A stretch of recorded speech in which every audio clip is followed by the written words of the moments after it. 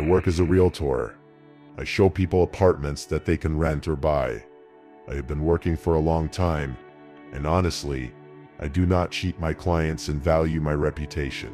Our company has formed a good team, and our clients recommend our services to their friends and relatives. I don't know if my colleagues from other companies face such difficulties, but personally I have a certain list of properties that clients don't like. They give up right away or move on after a couple months. The reasons for such unpopularity of housing are usually the simplest: bad neighbors, unsuitable area, not developed infrastructure, lack of repair. People see the low price and think that they can put up with some inconveniences, but almost always they are not ready and prefer to move. But there are exceptions. There are a couple of great apartments on my list of housing that clients don't like. They are located in a good neighborhood, spacious, have great interiors, and are not expensive. Wonderful offerings, but people don't stay in them for some reason. The tenants change more often than in much worse apartments. This situation baffles me, because tenants don't want to tell me the reasons for moving. They say they just didn't like it. For some time I tried to find out why people don't want to live in these apartments. Talked to neighbors, inspected the apartments, but I didn't find anything suspicious. The neighbors aren't bad, the repairs and appliances are in good condition too, and the neighborhood is perfectly developed.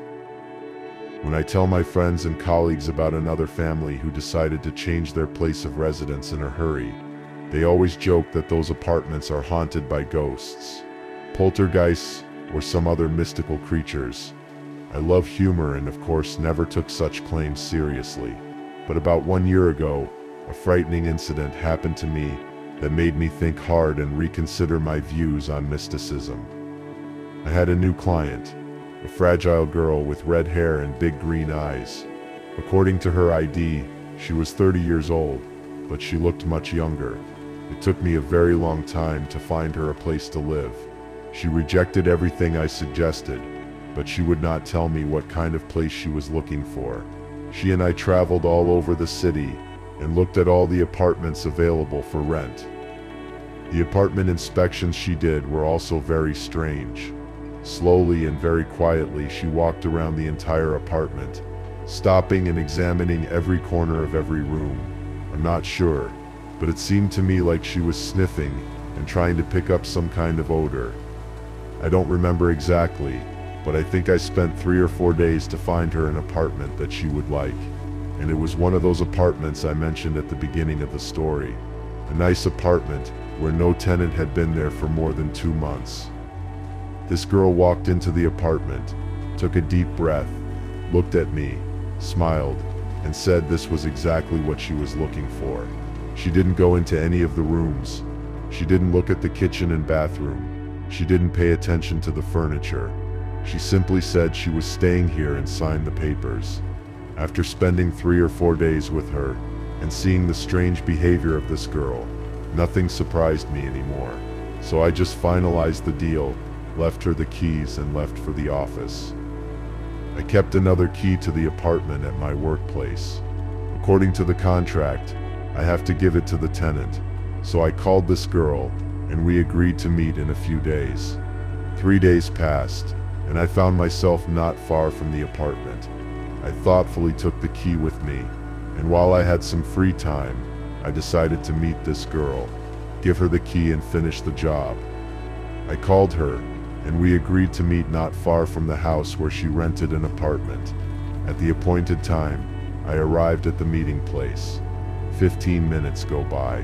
She's not there. 30 minutes go by. She's gone. I call her and she doesn't pick up. I call her back and she doesn't pick up again. I waited another 15 minutes and decided to look in the apartment and see if everything was okay and leave the key there. It was already evening outside and it was starting to get dark. I went to the front door and rang the bell. It turned out that it didn't work. I thought that was strange, because the previous tenants had worked. I knocked on the door. There was silence behind the door. I put my ear to the door and listened. The apartment was very quiet, and it seemed to me that no one was there.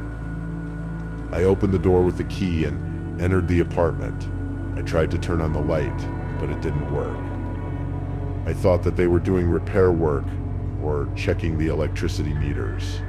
In any case, I did not pay attention to the fact that there was no electricity in the apartment.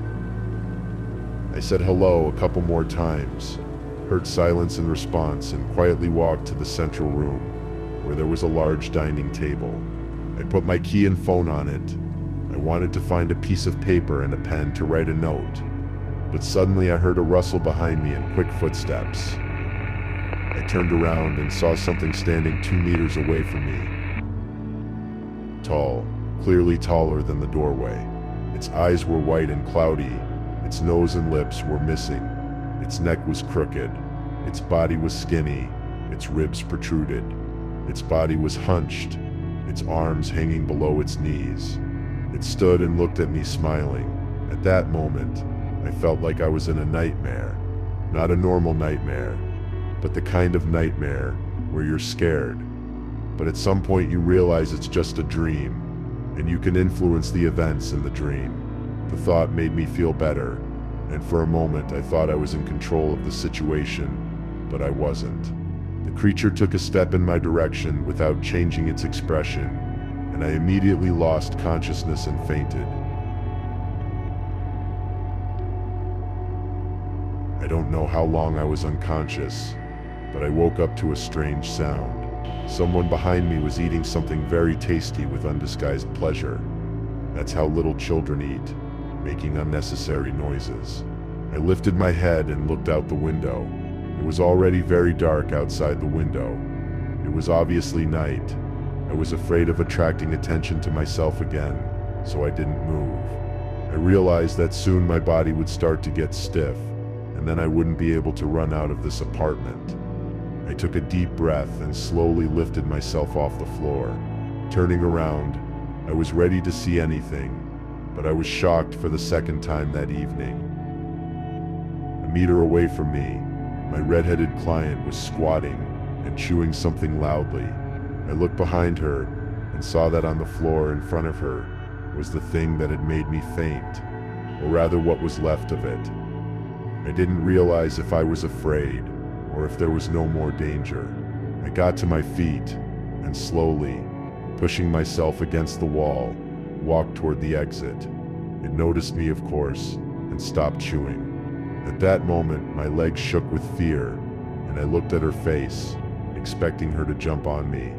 But I quickly realized from the look on her face that she wasn't going to be distracted from her dinner. I held her gaze for a few seconds and noticed that her features had changed. Her eyes glowed in the dark like a cat's. Black circles had formed under her eyes. Her cheekbones had gotten wider, and her lower jaw had split in two, apparently to swallow large chunks of flesh. Very slowly, without making a single sound, I walked out of the room and then out of the apartment, closed the front door, and walked downstairs. I was afraid to make loud noises, thinking she would hear and chase me. I got in my car and drove home. When I got home, I realized that I had left my phone in that apartment, but I didn't feel any regret about it. I thought that even if I had left my car keys there, I wouldn't regret it. The most important thing was that I was alive. I sat down at the table and opened a bottle of bourbon. I finished it when it was light outside, then went to bed and woke up almost 24 hours later. I got ready and went to work.